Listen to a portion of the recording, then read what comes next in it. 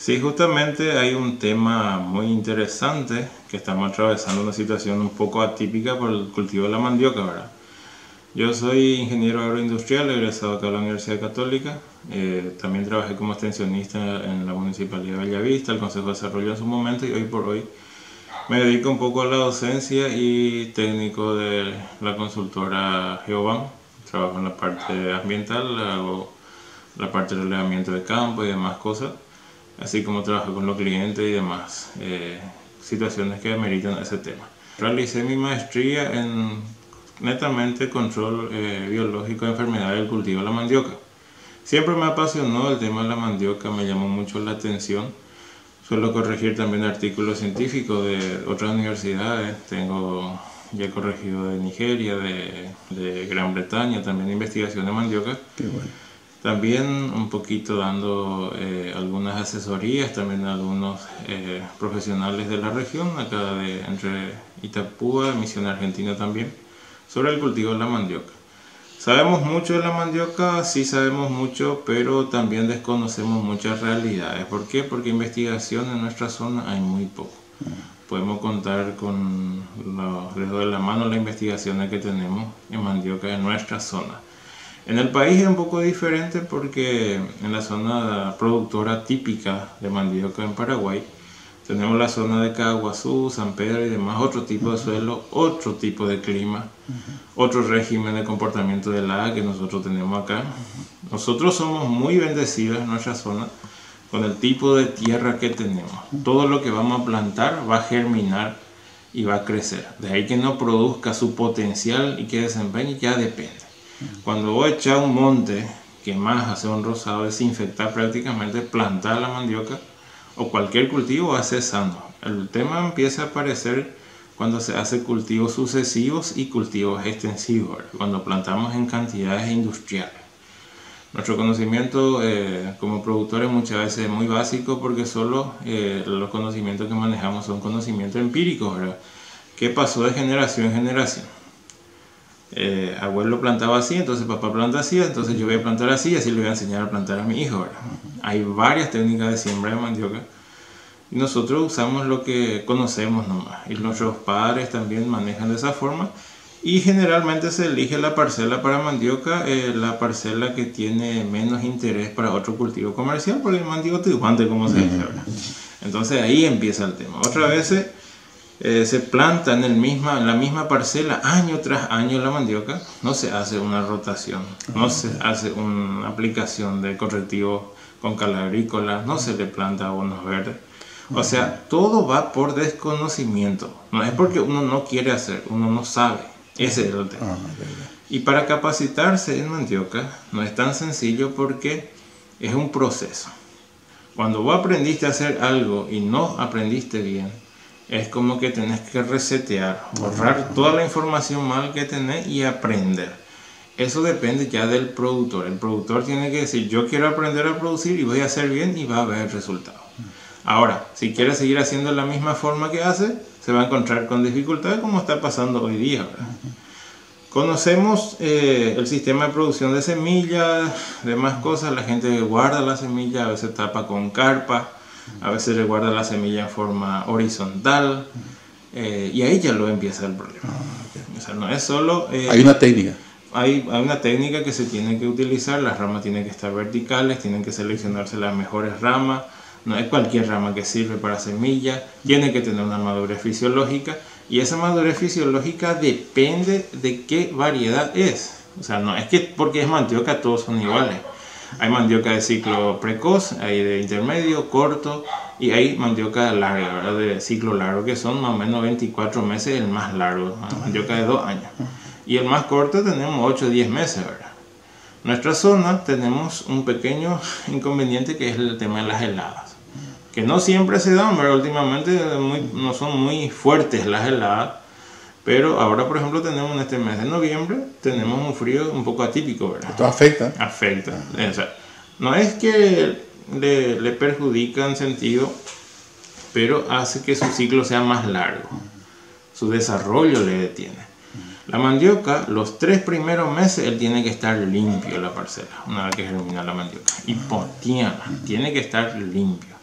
Y yo, cuando planto la mandioca, si es para semilla, o sea, la rama semilla en este caso, ahora que me va a producir mandioca después, comercialmente hablando, la raíz, ahora, yo tengo que saber si planto para semilla o para raíz.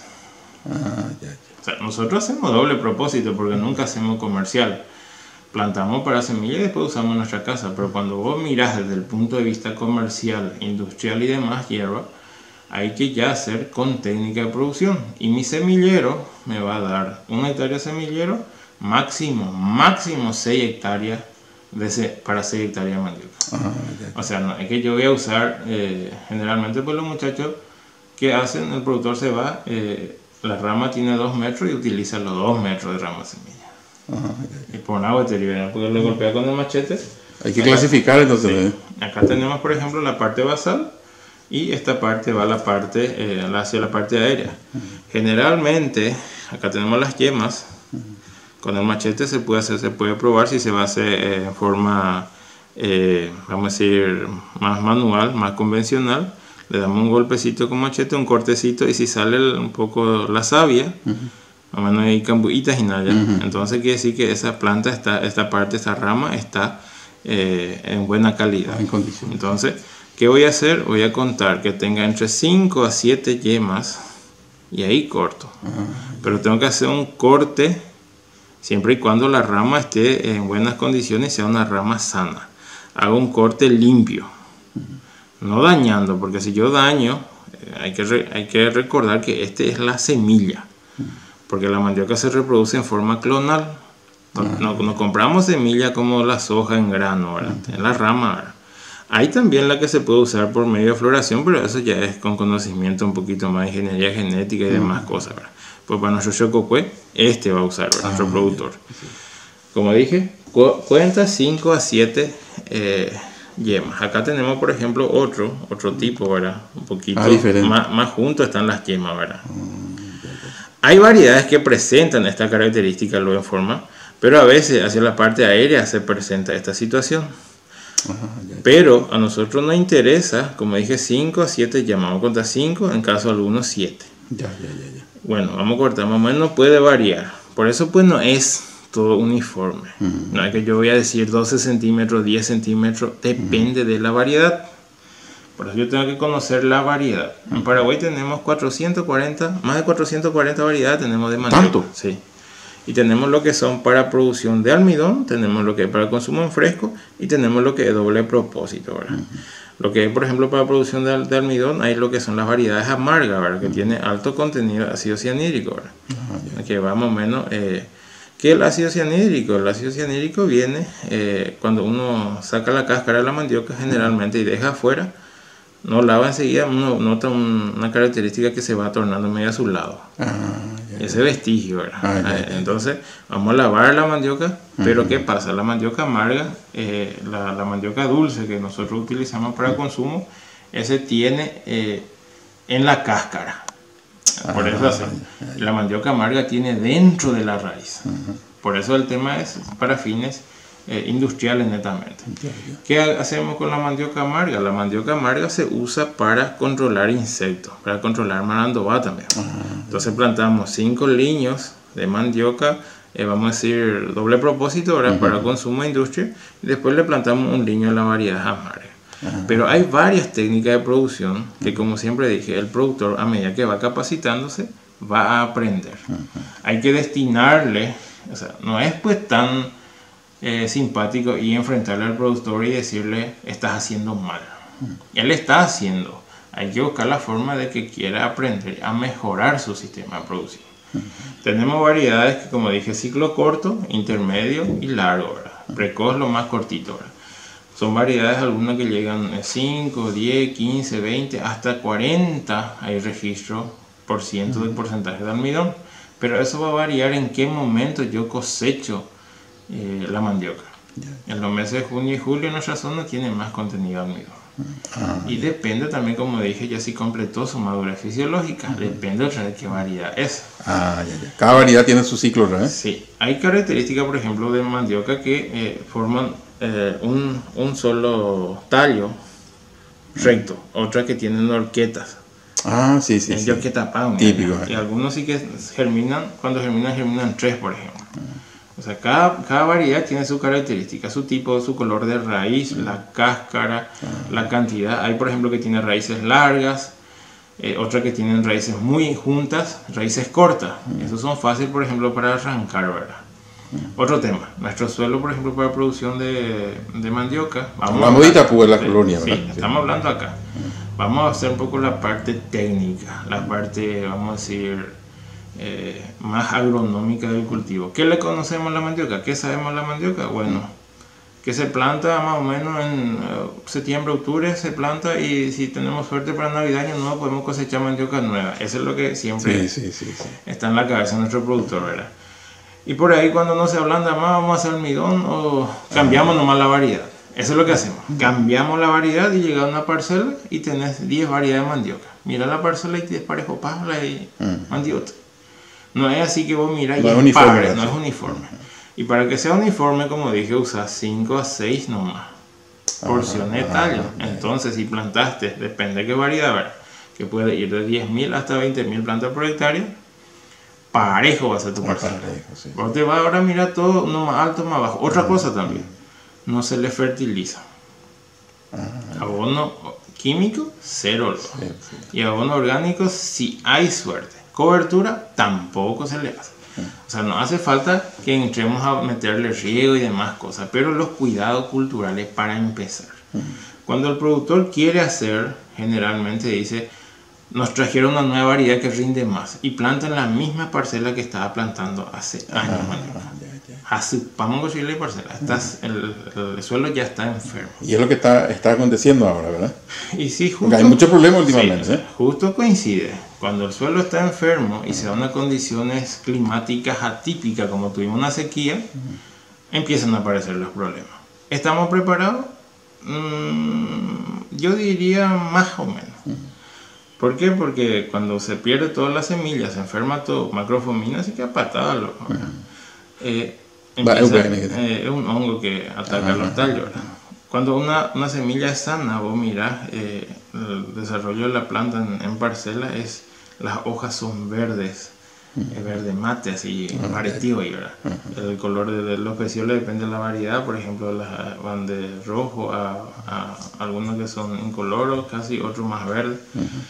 Pero ya depende de la variedad. Vos llegás, por ejemplo, y mirás y ya sabes. Acá la gente maneja cierta variedad. Siempre dice pomberí, pero en realidad a veces es un canón tután, un caballerito, un fécula blanca, monotiño, lo que sea.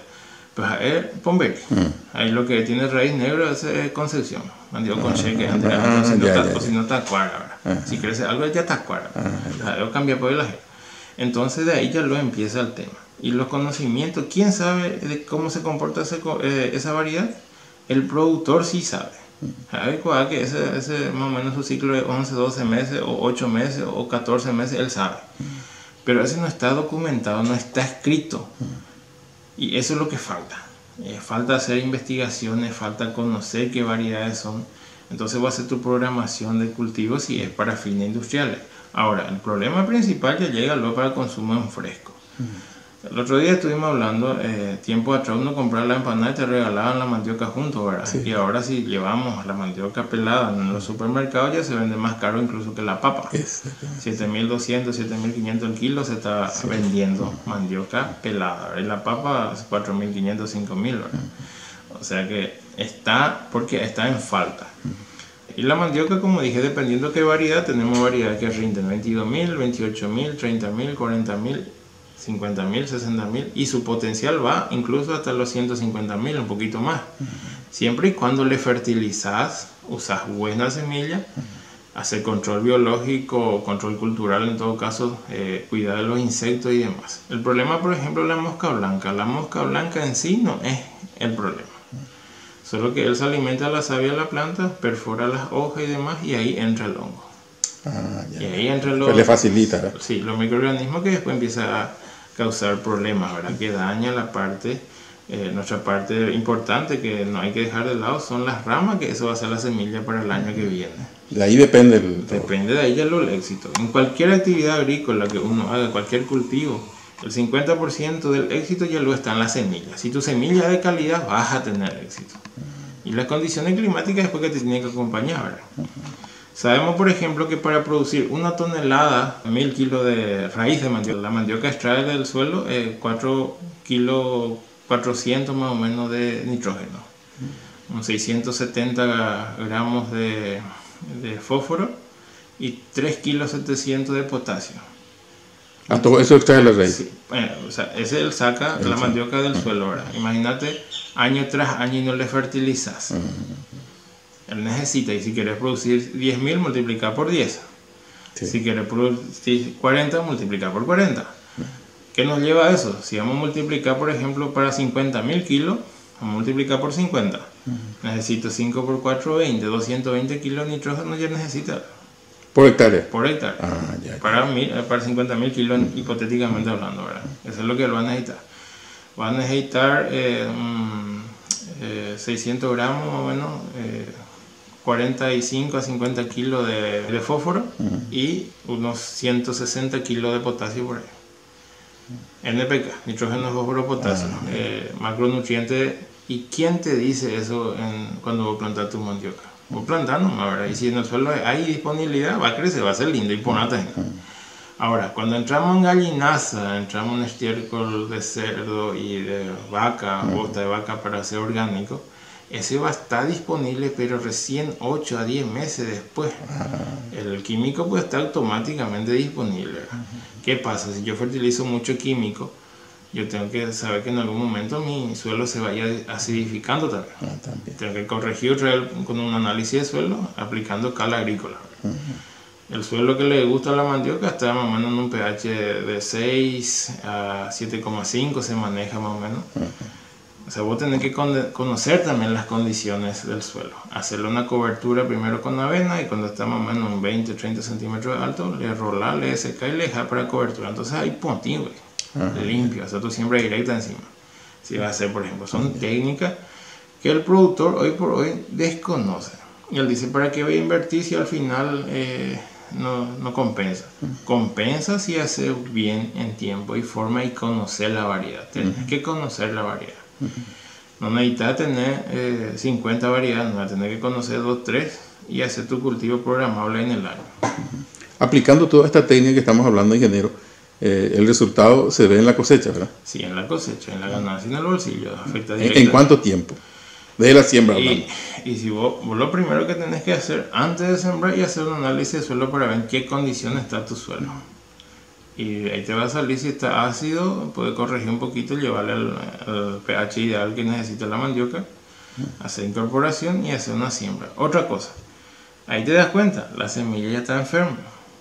Nuestra semilla hace pan, la rama semilla que está. Hay un tratamiento físico más barato, se llama 49-49.